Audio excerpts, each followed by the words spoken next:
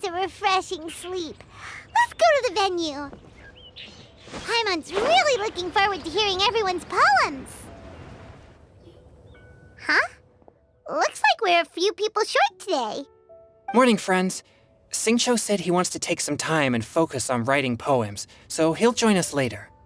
Noelle has other duties today, so she asked me to tell everyone not to wait up for her. Oh, okay. Well, never mind. What about Callie Roe, though? She said she'd be here. I got here really early, but I haven't seen her yet. Are you talking about the girl with the blue hair? I saw her on the bridge near Dihua Marsh during my morning training. She looked a little upset, so I didn't want to disturb her. Upset? Oh no, what should we do? Was it something we said last night? Oh, Paimon's worried. I agree. If she's run into some kind of trouble, I'd like to help her.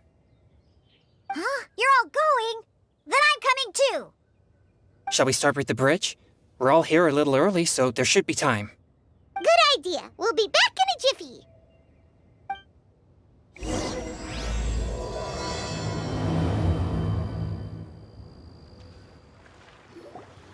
Oh, so this is the place? We ran into her here yesterday, too. She looked like something was weighing on her mind then as well. It's also not far from where we were dropping those leaves. Huh. Leaves? Oh, right. We were so busy matching couplets we forgot to mention.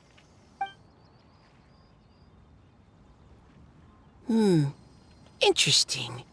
I wonder, could Miss Callie Roy have been the one who wrote that poem on the leaf? Hmm? What makes you say that? Oh, sorry. Nothing. Well, nothing concrete. Just a hunch, I guess. It's just, that poem on the leaf kinda gave me the same feeling as when I saw her yesterday. So much sadness. Now that you mention it, this is upstream from where we found the poem. Huh? Hey, look! Over there! Another leaf! Wow, you're right! And this one has writing on it too! After that leaf! Oh, why does it have to float so quickly? Can't you just fly over and grab it? But Paimon can't swim! What if Paimon accidentally falls into the water? It stopped. No! Whew, we finally caught it. Are the words still legible, or have they been washed out? Looks like the ink's intact. Let Paimon take a look at what it says. Huh? This is related to the poem we wrote in reply yesterday. She must have picked up one of our leaves. Spring. Young boy. It's looking a lot like Callie Roe was the one who wrote this. She seems to care a lot about that story, huh? Actually, when Paimon first saw her, Paimon was wondering, do you think... is it possible that she's, Based on the current and accounting for wind strength, everyone, please follow me.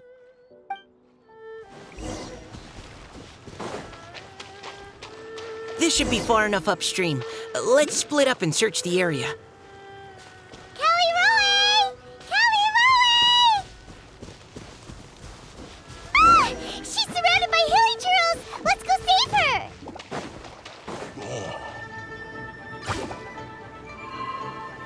Whew. Callie Roe, are you okay? What's that? It's a huge water droplet! This is exactly what I saw the other day. Huh? Why are you all looking at me like that? Oh no! My body... is it... That voice is definitely Callie Roy's. How did this happen? Please wait a moment. Oh no.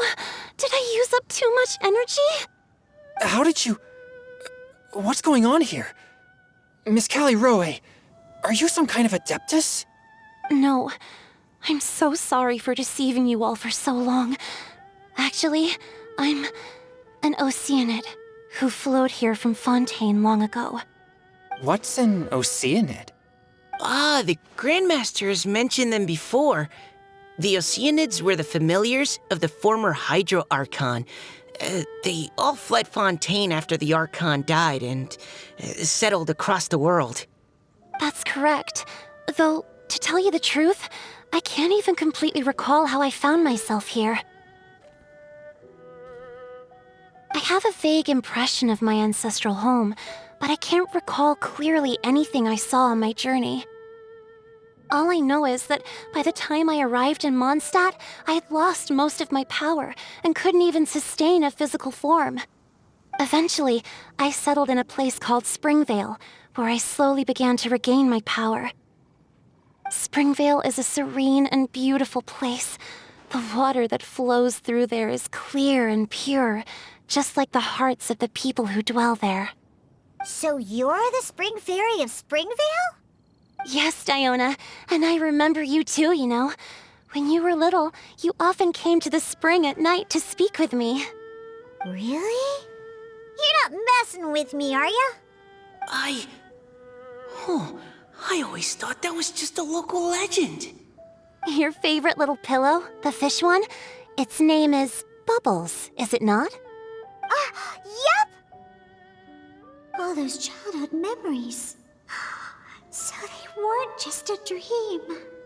So, if this is true, then all those things written on the leaves... I see. So you were the ones who found my leaf. Well, you are correct. The Spring Fairy and Heart of Clear Springs is me. No wonder you were asking us so many questions about it. So, the boy from the story... Is Finch. I always loved listening to people's dreams, and still do to this day. Whether they're beautiful, sad, or filled with emotions I couldn't understand at the time. One night, a little boy came to the spring. The tears that fell from his face were more fragile than a moonbeam, and purer than the morning dew. I like humans, and wanted to understand them better. I also wanted to make sense of the feelings contained in his tears that were, then, a mystery to me. Yes, we often met under the stars, sharing our stories with one another. Sometimes, we'd stay up all night and see who would hear the first bird chirping from the boughs, or the first cicada of summer. Aw, that sounds lovely. But one day, just like the book says, I saw an emotion in Finch's eyes that I couldn't reciprocate. I felt out of my depth, in uncharted waters. But I knew all too well that we Lockfolk face a very different fate from that of humans. Whatever was happening, I didn't want it to lead to Finch writing a chapter of his life that he would later come to regret. So, I fled, and never appeared before him again. Oh, Callie. My strength returns very slowly, and even after decades, I can only sustain a physical form for a very short time. I once hoped that Finch would be able to move on, and meet me when the stars in the night sky have all gone out. But after seeing so many people's stories, and hearing about all their dreams, I have gradually come to understand Finch's heart.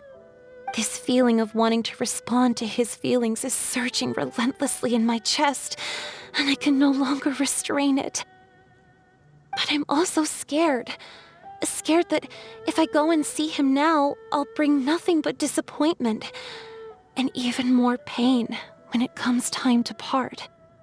Oh. It really is a difficult choice. Please go see him. Huh? I know Grandpa Finch, and he's a really kind person.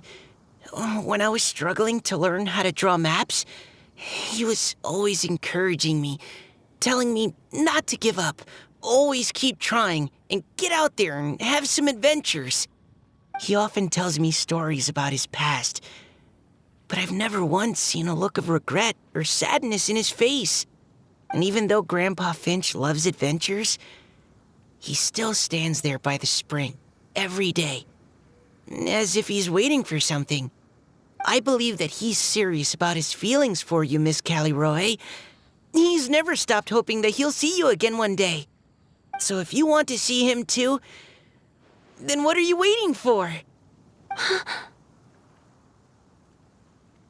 Huh? Oh, sorry. I think I got a bit too excited and I just thought, well, it just sort of came out. I understand. That settles it. I've decided. I will go back and see Finch. You will? Amazing! That's great! But I'd like to ask all of you for some help. Sure. Just say the word. We'll help you any way we can. Would you come to Springvale with me and help to bring Finch to my side? I cannot maintain this form for much longer, and I'm worried others will see me how I was just before. Leave it to me. I'm really close with Grandpa Finch. Also, please keep Finch's in my secret. I wouldn't want Springvale's tranquil waters to become agitated on account of all this. Your secret is safe with me. I won't tell anyone. That's a promise. Great. I can't thank you all enough. What's wrong? Are you gonna turn back into a water droplet? No, I'm sorry. It's just that my mind's racing. As much as I want to talk to him again, I'm still worried that I won't have the words when the time comes. A poem?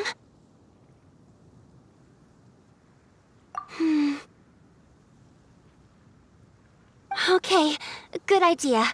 I'll write him a poem. And it will be called Heart of Clear Springs.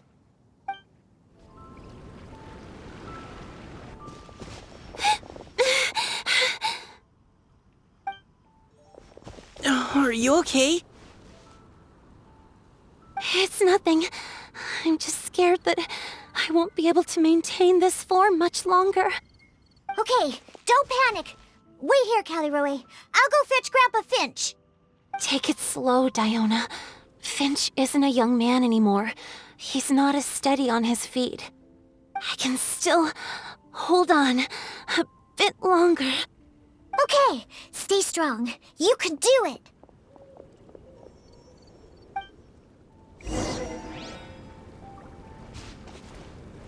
How are you holding up? Would you like some support, Miss Callie Roy? You can also lean on Paimon if you need. Thank you, all of you. Grandpa Finch! Is that Diona? You're back early today. Today's your special day, Grandpa Finch. Can you come with me? Oh? Well, where are we going? Over there, to the waterfall. Did you catch a nice little fishy? Just come with me already. This is extremely important. But I promised your father that I'd go to the... Grandpa Finch! All right, all right. No need to get worked up. I'm right behind you. That's more like it. Now come on, I'll help you. Draft's daughter is just like him when she's on a mission.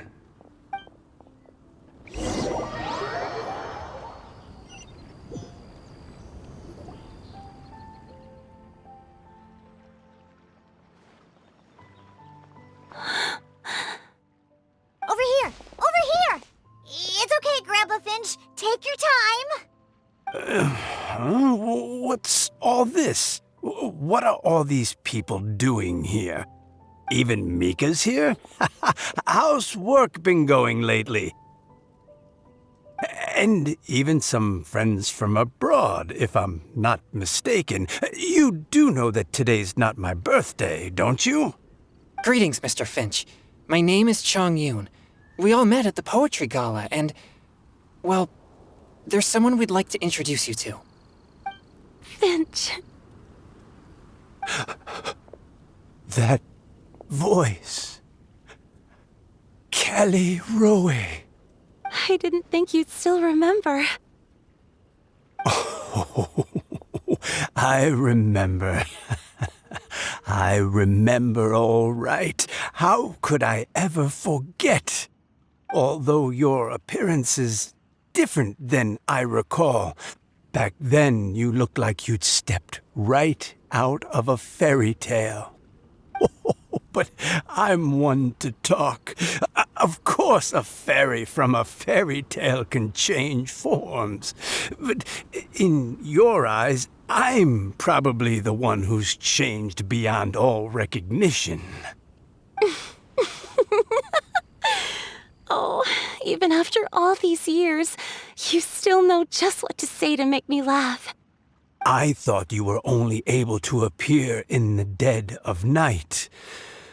There have been times when I've wondered whether it really was all a dream. I'm sorry I kept you waiting for so long, Finch. Oh, it can't have been that long. It's been but the blink of an eye, really. Finch, would you like to hear a poem I wrote for you? A poem? You write poetry now? Well, of course. I'd be delighted to listen. I'll hang on every word that leaves your lips. In that case, let me read you a story about the Spring Fairy.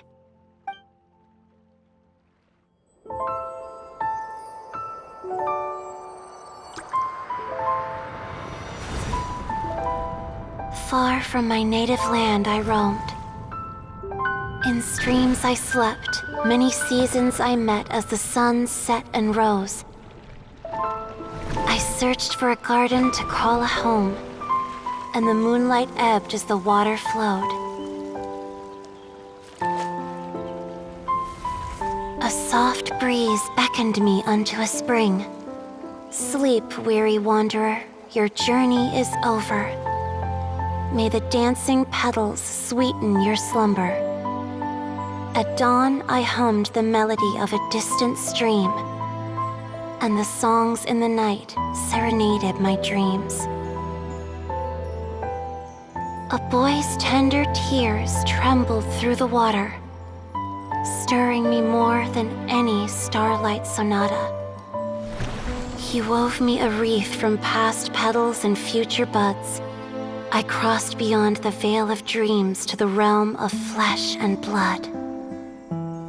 Look at the love that shines from his eager gaze. Answer the call of his heart, lest this moment go to waste. The kittens and fireflies invited my heartstrings to sing, but I was a stranger to the melody of mankind, and knew not how this tune should begin.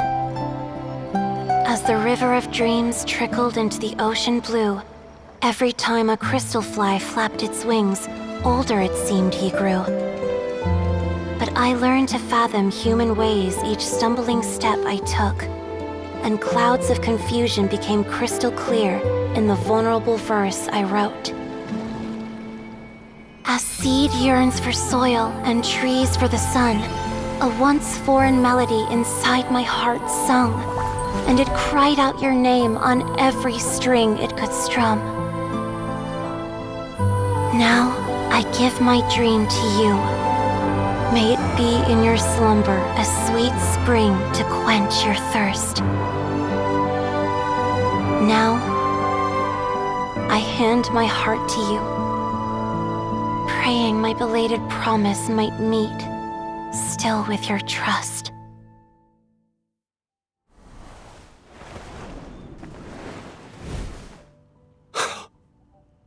Yes.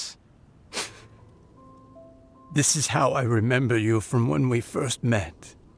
All those years ago.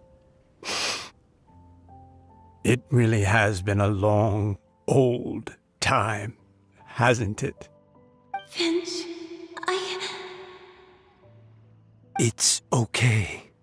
I understand. Your poem, it explains everything. Thank you, Finch. Please, take this.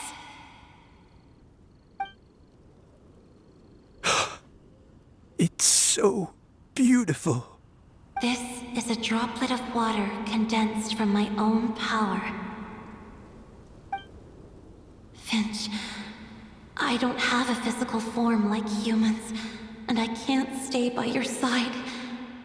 I don't know how long it'll be before I can change back into human form again.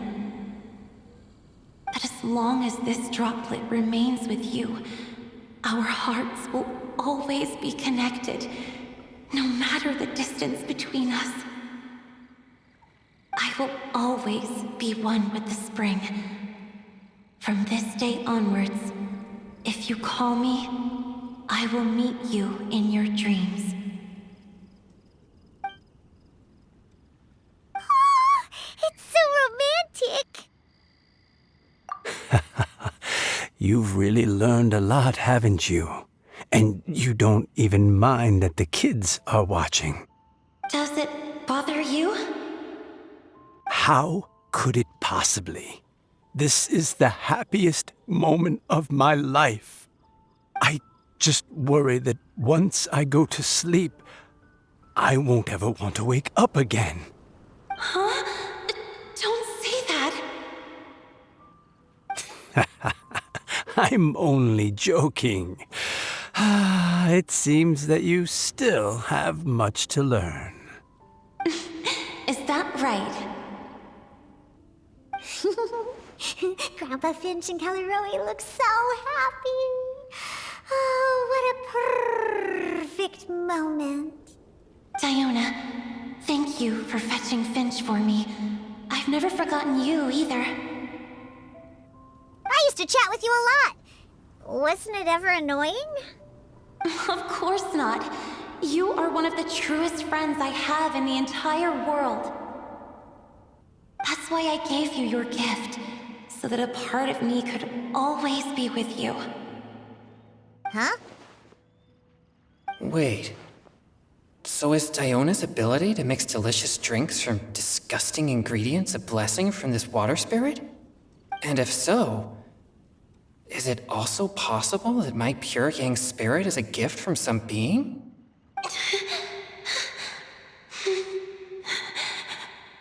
My physical form is about to disappear. Finch, Yes? I've never regretted meeting you or deciding to talk to you that night. Not once. All these long years. Not for a single moment. It probably goes without saying, but neither have I. Although, it was different from in the stories. That fateful night, I never gave you that kiss. This gift that represents my promise and my love, I give it to you now. Huh?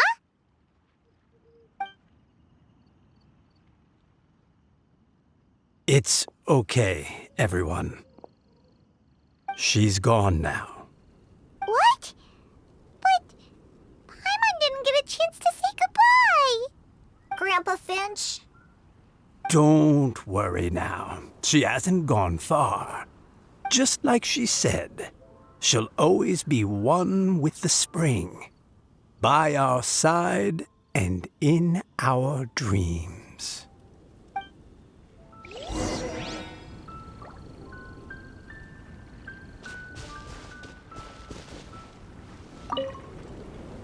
Oh, child. Let me stay here a little longer. Oh? Hey, you're all back! And it looks like you're in much better spirits than before. Hu Tao's a step ahead. She's already talking about printing a poetry anthology. She said she Can't wait for everyone's final words, because I'm itching to pull the trigger. By which I assume she meant she eagerly anticipates receiving everyone's freestyle poetry submissions to help her close the deal. Where have you all been? I've been waiting here forever. Perhaps they lacked sufficient inspiration and wished to have an emergency communion with nature. And with any luck, I'll bet they heard some fine poetry along the way. Code Death Bard! Does this mean that right from the start you... right from the start, you said you would treat us to a nice meal! Huh? Did I? Very well. Since the Traveler agrees, then it looks like I can't escape this time. Diona! Dear Diona, could I trouble you to fix us a couple of your delicious beverages? You wish. All right.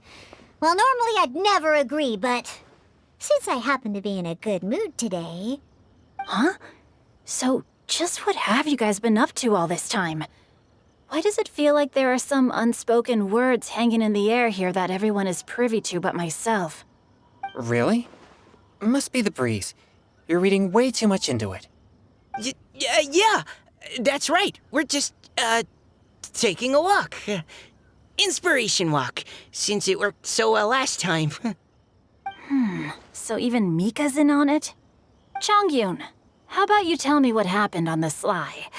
I've just remembered that I heard about a haunted house recently that you'll definitely want to check out.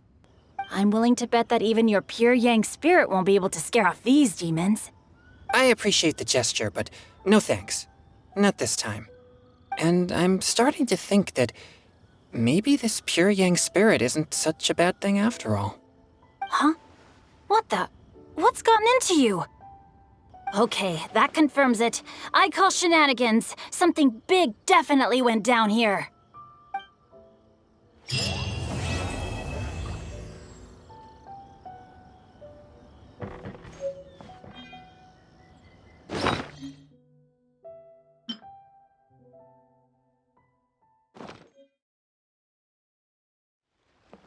Now then, didn't you say you wanted to publish a book? Yes, I do. So, where's the book? It's in the works. Just waiting on the poems. And where are the poems? They're on the way. Look, I'm sorry, Director Who, but how do you expect me to talk business with you when you don't even have the poems yet? I just figured while we're waiting, we could discuss terms in advance.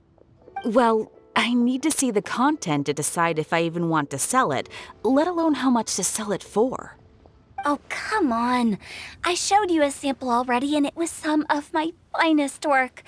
Besides, you only need a few highlights to sell an anthology. You think your poem 15 Tenderloin Steaks will carry the whole book, do you? That and square meals in the basement. My consultant, the erudite Mr. Zhongli, described it as a meticulous masterpiece. Oh, quote that on the cover.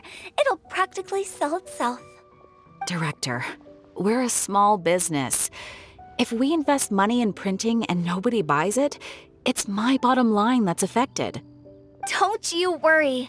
I guarantee you, when this anthology comes out, it will take the world by storm. Gods and ghosts alike will weep. As a matter of fact, I heard a ghost crying on the way here. If you don't believe me, I can bring it over. There'll be no need for that. It's you. I thought about what you said, and tried to write a poem. After putting my feelings onto paper, my heart feels much calmer.